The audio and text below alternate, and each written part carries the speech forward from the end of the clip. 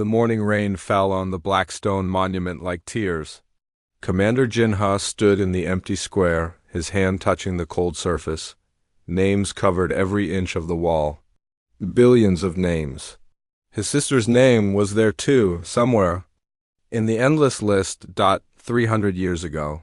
They had all vanished. Jinha pulled his coat tighter against the soul wind. He came here every year on this day. The day of silence, they called it. The day when humanity's colonies stopped talking. 57 worlds, gone in a single night. No distress calls. No warning. Just silence. The government said it was a mystery. Space pirates, maybe? Or a natural disaster that hit all the colonies at once. But Jinha knew better. Everyone knew better. They just didn't like to say it out loud. Someone had taken them. His phone buzzed. Dr. Harin's name flashed on the screen. She never called this early unless something was wrong. Very wrong. Jinha, you need to come to the lab, now. Her voice was shaking. What happened? We found them. We found our people. Jinha's blood turned to ice. What do you mean? Just come. You need to see this. The Earth Defense Command building looked the same as always. Gray concrete and steel, built to last forever. But today, something felt different. People moved faster in the hallways. Voices were quieter. Everyone looked scared. Harin was waiting for him in the deep scan room. Her dark hair was messy, like she had been pulling at it. Her lab coat had coffee stains. She looked like she hadn't slept in days. Show me, Jinha said. Harin touched a button. The room went dark, then stars appeared all around them. It was like standing in space itself. Jinha had seen this display 1,000 times, but tonight the stars looked different, colder. We've been scanning the outer edge of the galaxy, Harin sighed, looking for new worlds, new places to live. But yesterday we found something else. She pointed to an empty spot between the stars. Nothing was there, just black space. There's nothing there, Jinha said. That's what we thought too, but look closer. Harin pressed another button. The empty space began to change. Shapes appeared. In the darkness, big shapes, massive shapes.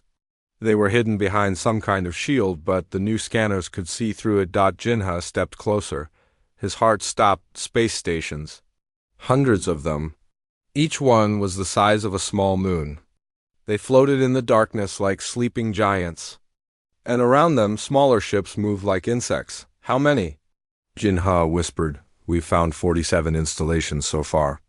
Each one holds millions of people. Harin's voice cracked. Jinha, they're human. Our scanners are picking up human. Life signs. Jinha stared at the display. Millions of dots moved around the stations. Each dot was a person, a human person. His people.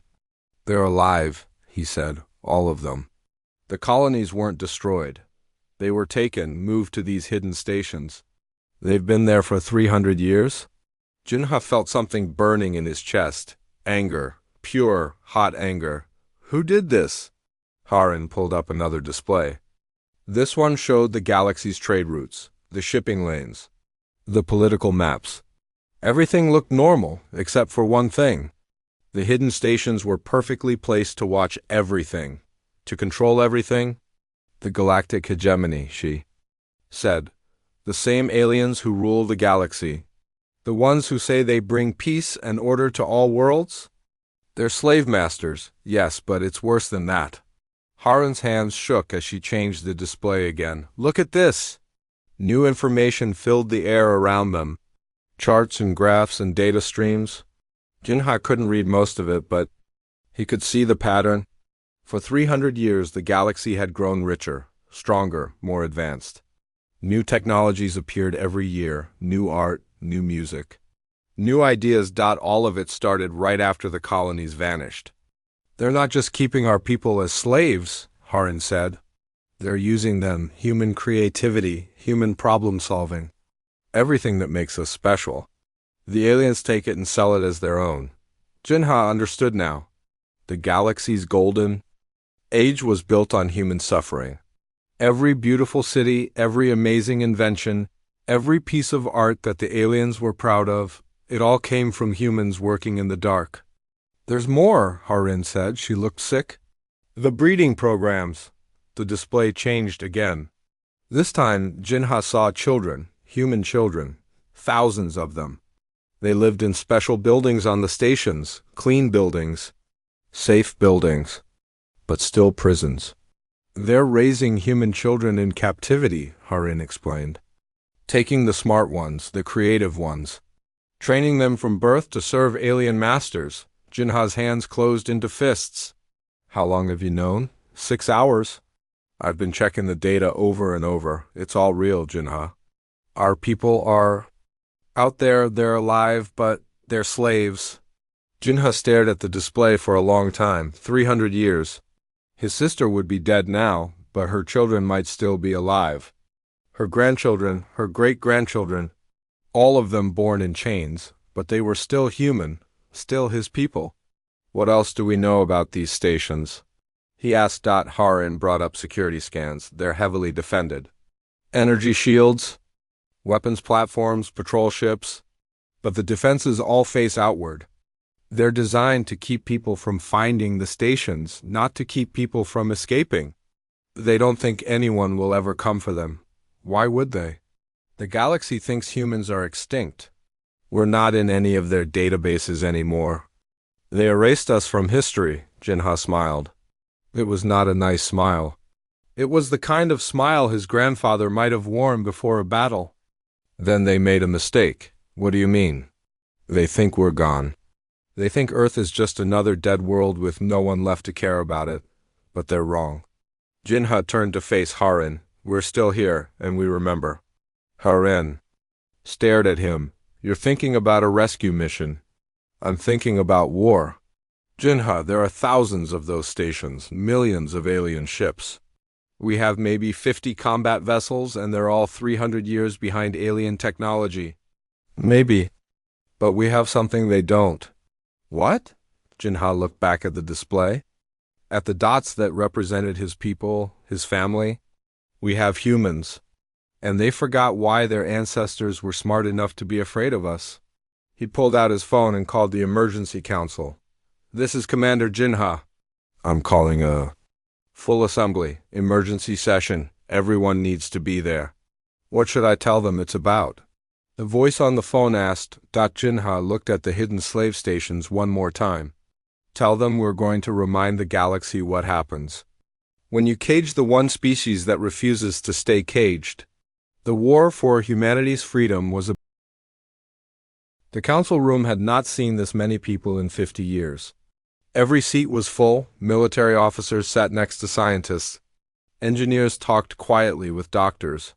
Even the old asteroid miners had come down from their stations in space. Jinha stood at the front of the room. Behind him, the big screen showed the hidden slave stations floating in the dark. The room was completely silent. Everyone stared at the proof of humanity's greatest tragedy. They're alive, Jinha said. His voice carried to every corner of the room. Our brothers and sisters, our children, 300 years of them, all alive, all enslaved. An old general raised his hand. How do we know this is real? Harin stood up. I've checked the data 20 times. Different teams have looked at it. The scans don't lie. Those are human life signs on those stations. How many? Someone asked. Conservative estimate? 2 billion humans, maybe more. The room exploded in noise. People shouted questions. Some cried. Others looked angry enough to start fighting right there. Jinha raised his hand for silence. I know this is hard to hear, but we need to focus. We need to plan. Chief Engineer Quan walked to the front. He was a small man with thick glasses, but his voice was strong. Before we talk about rescue missions, you need to know what we're really dealing with. Quan pressed a button. The display changed to show Earth and its surrounding space. But this wasn't the Earth most people knew about. This Earth had hidden bases everywhere. For 300 years we've been alone, Quan said. Cut off from the galaxy. Everyone thought this made us weak. They were wrong. The display zoomed in on the asteroid belt. What looked like normal rocks were actually massive shipyards. Factories built inside asteroids. Weapons platforms disguised as mining stations. We've been building, Quan continued. Not just ships, not just weapons. We've been building a completely different kind of technology. More images appeared. Earth's ships looked nothing like the sleek alien vessels in the galaxy database. They were rough and angular. Built for war, not beauty. While the galaxy advanced together, sharing technology and ideas, we advanced alone. Our science went in a different direction. Our weapons worked differently. Our shields used different principles. A young captain raised her hand. Are you saying we're more advanced than them? No, Quan said. I'm saying we're different, completely different. Their sensors are designed to detect their own technology. Their weapons are built to fight their own ships. Their defenses expect attacks they understand, he smiled. It was a cold smile. They have no idea what we can do. Jinha took control again. Show them the real numbers, Quan. The display changed to show Earth's true military strength. Hidden fleets in the outer system, weapons that had been tested in secret for decades. Most importantly, soldiers who had trained their entire lives, knowing they might be the last free humans in the galaxy. We have 500 combat ships, Quan announced. Each one designed specifically to fight aliens who don't know we exist. We have weapons they can't detect, shields they can't break. And most importantly, we have something they lost a long time ago. What's that? The old general asked. Desperation, Jinha answered. They rule the galaxy. They're comfortable, safe. They haven't fought a real war in centuries. But we? He looked around the room. We've been preparing for this war our whole lives, even if we didn't know it. Haran stood up again. There's something else. Something important about the slaves themselves. She brought up new data, medical scans from the hidden stations. They kept our people human, physically, mentally, emotionally. They needed us to stay human to exploit our creativity and problem-solving abilities.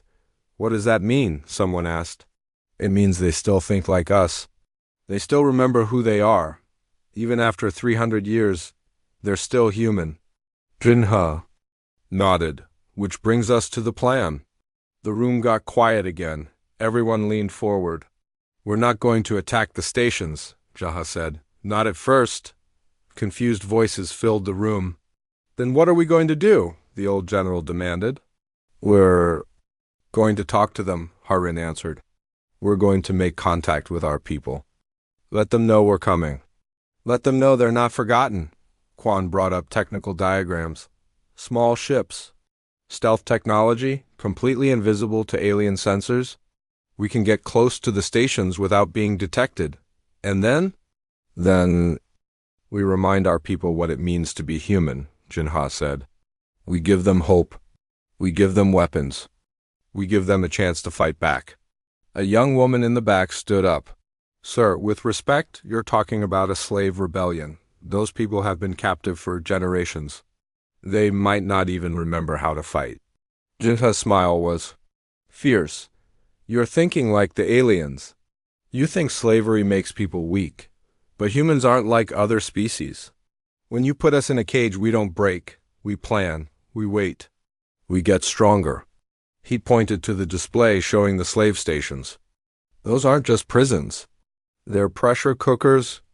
300 years of human anger and creativity, all building up pressure. All we need to do is give them a crack in the wall. Haran added more information to the display. We've identified key targets, communications hubs, weapon storage, areas, transportation nodes. If we can get small teams inside, we can cause maximum disruption with minimum risk. And if we get caught? The young captain asked. Then we fight, Jinha said simply. But we won't be fighting alone. Every human we free becomes another fighter. Every station we liberate becomes another base. Every alien ship we capture becomes another weapon. Quan brought up the final part of the presentation. Phase 1, infiltration and contact. Phase 2, organize resistance networks. Phase 3, ... He paused. Phase 3 is when we show the galaxy what happens when you wake up a sleeping giant. The room was silent for a long moment. Then the old general stood up. How long do we have to prepare? The first ships launch in 2 weeks, Jinha answered. Volunteer crews only. This is the most dangerous mission in human history. Every person in the room raised their hand. Jinha felt something warm in his chest. Pride. These people understood what was at stake. They understood that this wasn't just about rescue. This was about justice. This was about showing the galaxy that humans couldn't be caged forever. "Thank you," he said quietly. "All of you.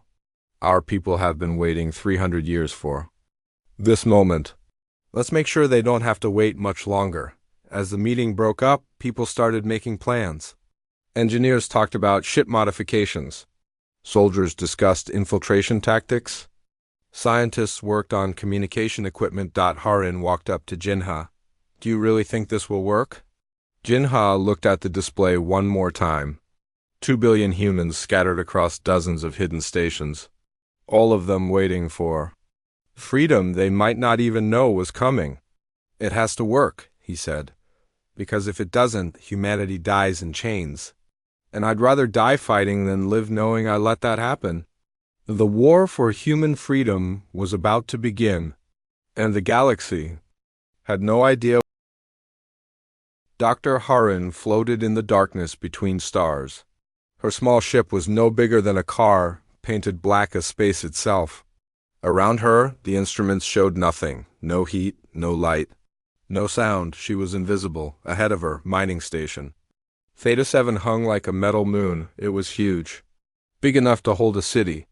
And somewhere inside, 10,000 humans had been working for 300 years.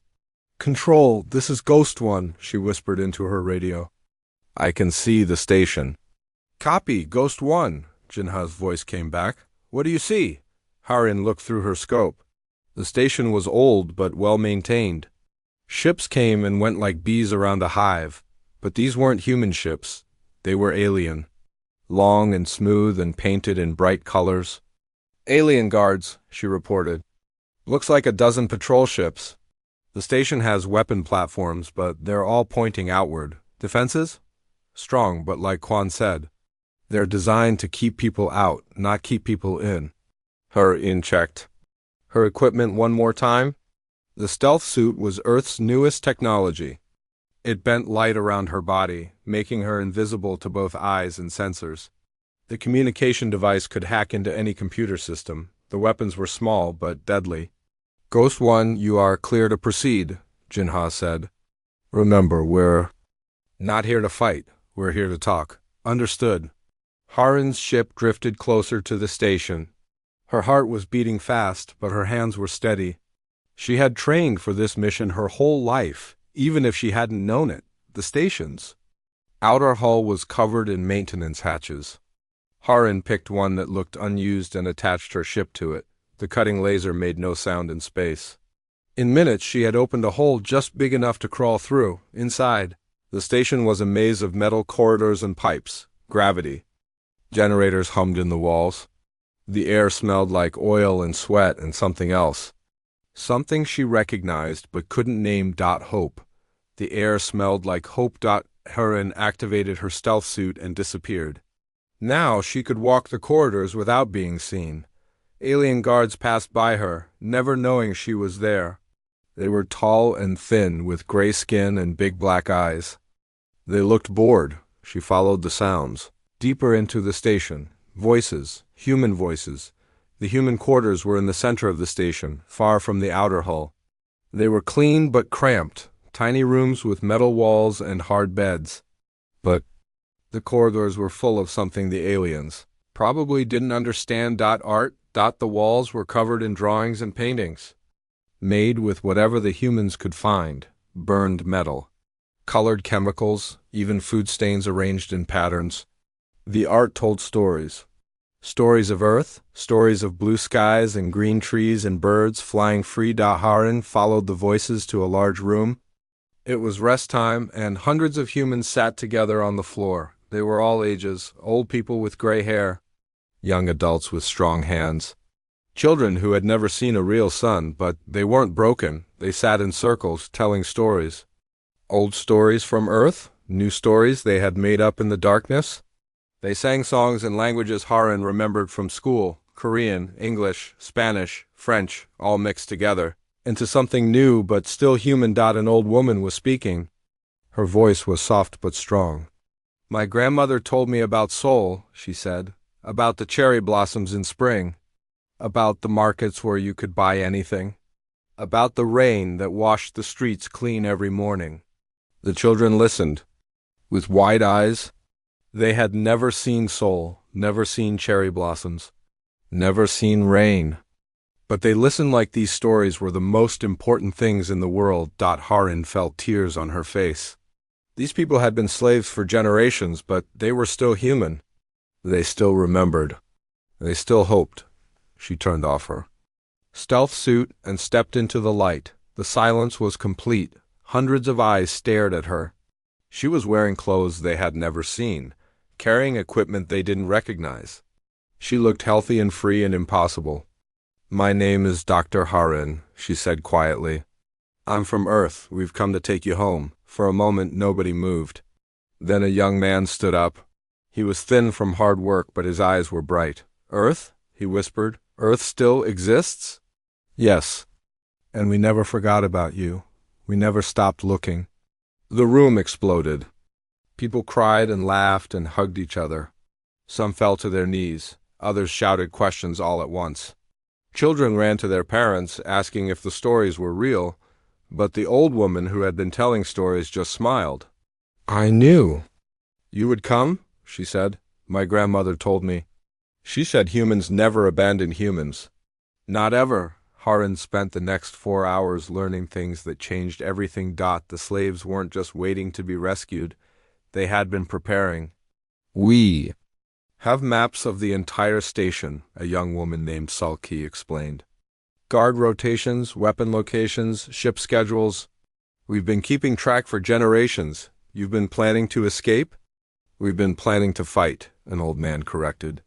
When the time came, when someone gave us the chance, they showed Harin hidden rooms full of makeshift weapons, tools that had been turned into guns, chemicals that could be turned into explosives, even alien equipment that had been secretly modified. The aliens think we're stupid, Sulki said. They think slavery makes people weak and helpless. But they're wrong. We fix their machines, another man added. We build their ships. We know every weakness in their systems because we put those weaknesses there. Harin stared at them. You've, been sabotaging their equipment? For 300 years, the old woman said proudly. Small things, things they would never notice, until now. Sulki brought Harin to a hidden computer terminal. Watch this. Her fingers flew over the alien keyboard. The screen showed the station's main systems. Power, life support, communications, weapons, all controlled from this room. I can shut down the entire station in 10 minutes, Sulki said. I've been able to do it for years. I was just waiting for the right moment. What about the other stations? We talked to them. The aliens. Don't know it, but we have our own communication network. Hidden in their own systems. Every station has people like us. People who know how to fight. Harin felt something she hadn't expected. Not relief, but excitement. These weren't victims waiting to be saved. These were soldiers waiting to be armed. How? Many of you are ready to fight? She asked. Every person in the room raised their hand, even the children. We've been ready our whole lives, the old woman said. We've just been waiting for someone to give us permission, Harin smiled. It was the same smile Jinha had worn back on Earth, the smile of someone who was about to start a war. Consider this your permission, she said. But first, I need to contact the other teams. It's time to coordinate. She activated her long-range communicator. Jinha's voice came through immediately. Ghost 1 report. Control, the packages are ready for delivery. I repeat, the packages are ready. And they've been preparing their own surprises. There was a pause. Then Jinha's voice came back and she could hear him smiling. Copy that, Ghost 1. Tell our people the wait is over. Tell them it's time to remind the galaxy what humans do to slavers. Harin looked around the room at faces full of hope and determination and 300 years of carefully controlled anger. You heard him, she said. Time to go home. The revolution The first sign of trouble came from mining station Omega-12. Administrator Vextel read the report 3 times, his gray fingers tapping nervously on his desk. Production was down 15%. Equipment was breaking for no reason. The human. Workers seemed slower, more clumsy than usual. Probably another virus going around, his assistant said. These humans get sick sometimes. It will pass. Vextel wasn't so sure. He had been managing human slaves for 20 years. He knew their patterns. This felt different, wrong, but he didn't know that in the maintenance tunnels below his office, Sulky was teaching other humans how to use the weapons Harin had brought. He didn't know that his communication systems were being used to send messages to 47 other slave stations. He didn't know that his perfectly ordered world was about to collapse. 3 systems away, Research Station Alpha Prime went completely silent. Chief Engineer Quan watched the reports come in from his command ship hidden behind a dead moon. His screens showed dozens of slave stations scattered across the galaxy. Green lights meant normal operations. Yellow lights meant minor problems. Red lights meant total communication breakdown. More and more lights were turning red. "Sir," his communications officer said, "we're getting coded messages from ghost teams across the sector. The liberation is spreading faster than we planned." Quan smiled. "How much faster?" 17 stations have made contact with their slaves. All 17 report the same thing. The humans were ready. They've been ready for generations. On Station Theta 7, Harin was learning just how ready they were. Sulky led her through passages she had never seen on the station maps. Hidden tunnels that connected to every important system. Secret rooms where humans had been meeting for decades. Storage areas full of supplies that should not exist. "How did you build all this without the aliens noticing?" Harin asked. "Slowly," Sulky said, "over many years. A piece of metal here. A tool there. We've had 300 years to prepare." They entered a room that made Harin stop and stare. It was full of alien weapons. Real weapons, not the makeshift tools she had expected. Plasma rifles, energy shields, even small explosives. "Where did you get these?" An old man stepped out of the shadows. His name was Dong Wu, and his eyes held the weight of many years in darkness. "We didn't steal them," he said. "We made them.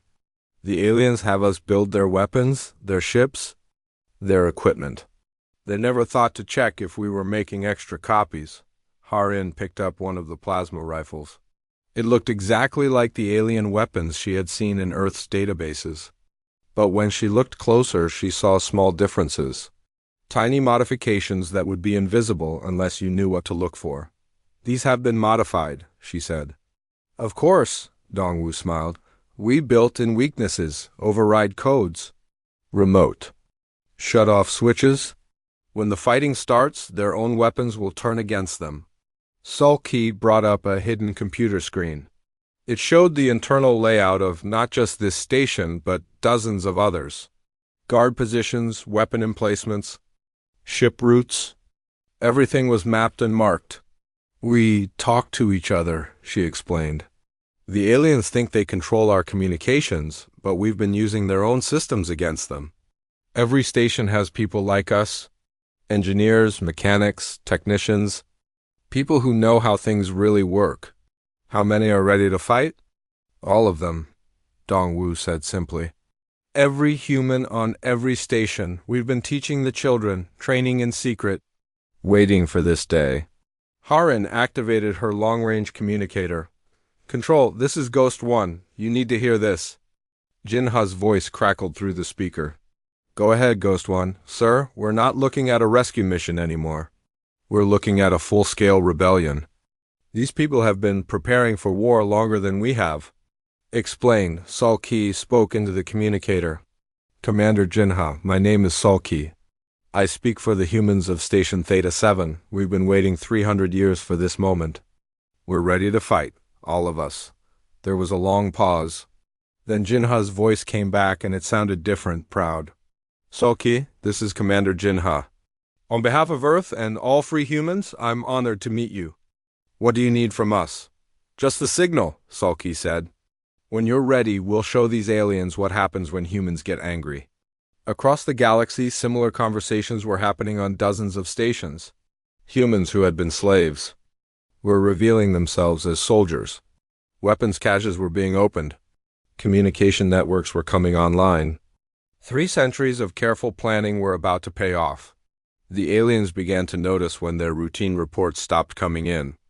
Administrator Vextel tried to contact mining station Omega-12 for the 5th time, still no response. He tried Alpha Prime, Beta 7, Gamma 15. Nothing but static. "Sir," his assistant said nervously, "maybe we should inform the High Command." "Not yet," Vextel said. "It's probably just a communications problem. Send a patrol ship to check on Omega-12. The patrol ship that arrived at Omega-12 found something." Impossible. The station was still there. The lights were still on. Ships were still docked at the loading bays. But when they tried to board, the airlocks wouldn't open. When they tried to communicate, no one answered. "Omega-12, this is Patrol Ship 779. Respond immediately." The response came, but it wasn't what they expected. "Patrol Ship 779, this is Station Omega-12. We are no longer under alien control. Leave now or face the consequences." The voice was human. The patrol ship commander was confused. "What do you mean, no longer under alien control? Where is Administrator Zekron?"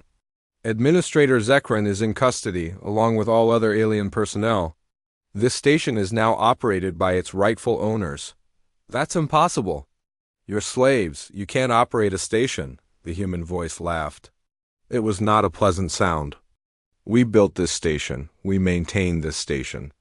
We know this station better than you ever did. And now we're going to show you what we learned while you thought we were helpless." The station's weapon platforms turned toward the patrol ship. The first battle of the human rebellion lasted exactly 37 seconds. When it was over, the patrol ship was floating dead in space. Its weapons had failed. Its shields had collapsed. Its communication system was broadcasting a message to every alien ship in the sector. "This is Free Station Omega-12. Any alien ship that approaches will be destroyed. We are no longer your slaves, we are your enemies." Quan watched the tactical display from his hidden command ship. Red lights were spreading across the galaxy like fire. Each red light was a slave station that had declared independence. Each one was now a fortress controlled by angry humans. "Sir," his communications officer said, "we're getting reports from 31 stations. All successful liberations. The aliens are starting to send military ships to investigate." "Let them come," Quan said. "Our people have been preparing surprises for 300 years. It's time the aliens learned what those surprises are." On Station Theta 7, Harin watched Sulki prepare for battle. The young woman moved with the confidence of someone who had been planning this moment her entire life. "Are you scared?" Harin asked. Sulki checked her weapon one more time. Around them, hundreds of humans were doing the same. They looked calm, ready, dangerous. "Scared?" Sulki smiled. "I've been a slave my whole life. My parents were slaves. Their parents were slaves. We've been scared every single day for 300 years. She looked out at the stars through a viewport. Somewhere out there, alien warships were coming to crush the rebellion, to put the humans back in chains. But today, we're not the ones who should be scared, Sulki said. Today, we're free, and we're going to show the galaxy what free humans can do." The fire of rebellion was spreading across the stars, and the aliens were about to learn that some chains, once broken, can never be. 6 months later, the galactic hegemony called an emergency meeting.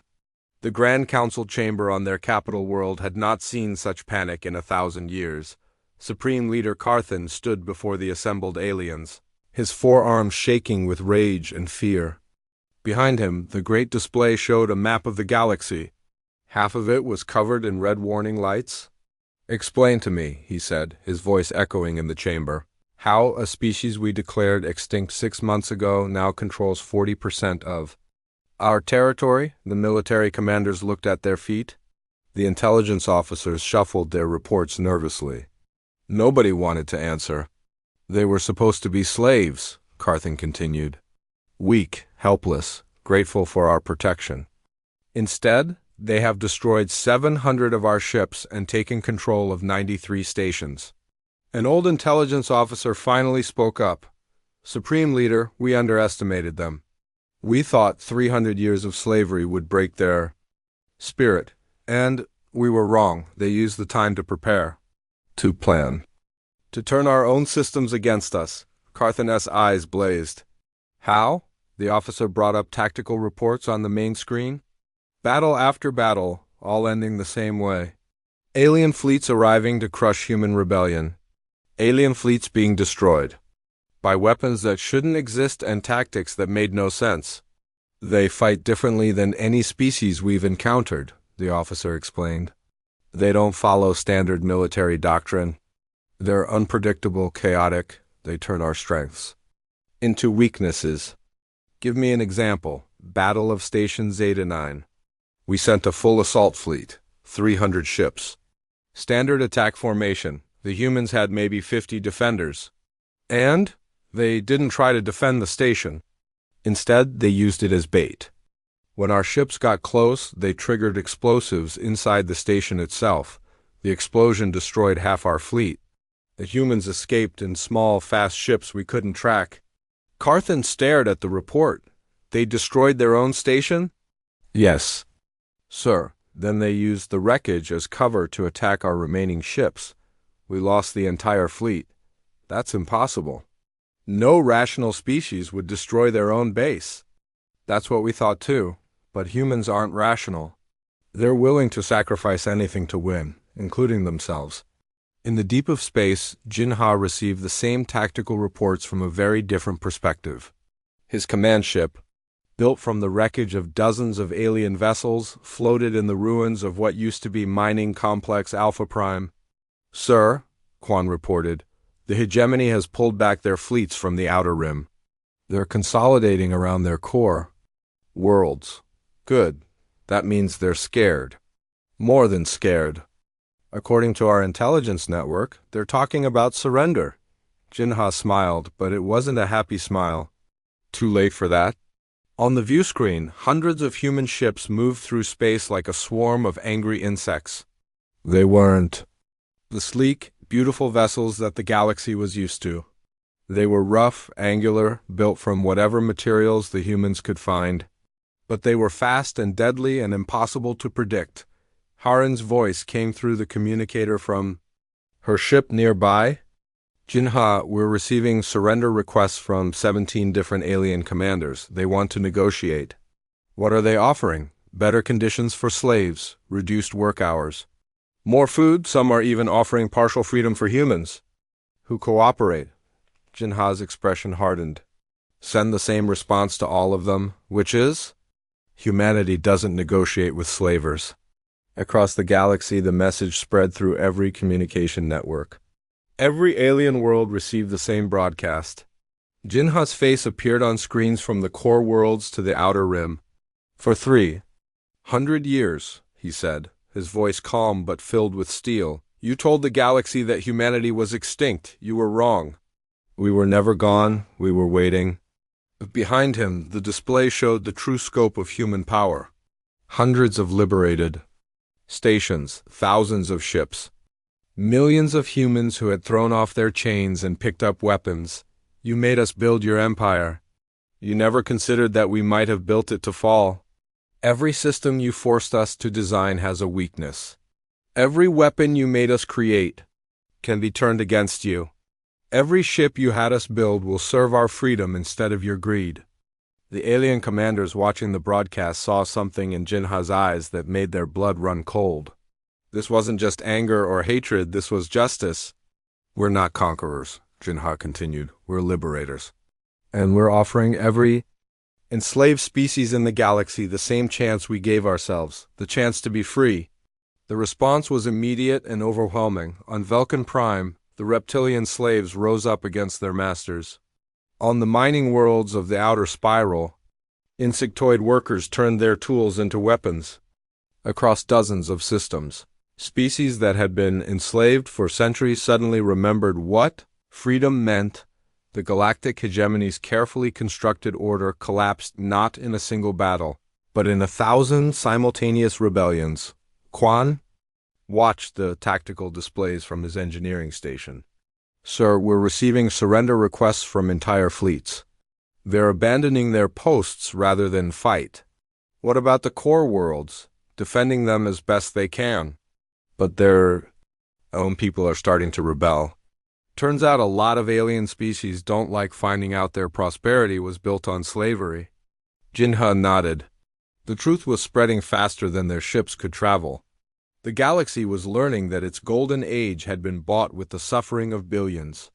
And most species, when they learned the truth, chose justice over comfort. Sulkies. Voice came through the communicator from the bridge of the liberated station she now commanded. Jinha, we're receiving a priority message from the hegemony capital. What do they want? Complete surrender. They're offering to free all slaves immediately and submit to human judgment. Jinha was quiet for a long moment. Around him, the bridge crew waited for his decision.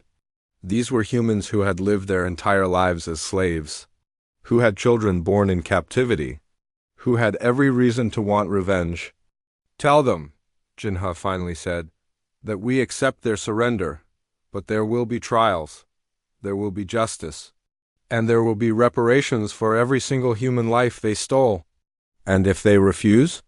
Jinha looked out at the stars where human ships moved like points of light carrying freedom to every corner of the galaxy. Then we finish what they started 300 years ago. We show them what happens when you try to cage the one species that refuses to stay caged. 3 days later, the first human fleet entered the Sol system in 3 centuries. They carried with them 2 billion liberated humans. Coming home to a world they had never seen but had never forgotten, Harin stood on the bridge of her ship as Earth grew larger in the view screen. Blue oceans, white clouds, green continents, the most beautiful sight in the galaxy. Welcome home, Jinha said over the fleet communication system. All of you, you are home. In the cargo holds of the ships, children who had been born in slavery pressed their faces to the windows and saw the sun for the first time. They saw a world where humans were free, where humans made the choices, where humans would never be slaves again. The galaxy would remember this day. It would remember that humanity had been declared extinct and had returned as liberators. It would remember that humans, when pushed to the breaking point, didn't break. They became something stronger. The age of human freedom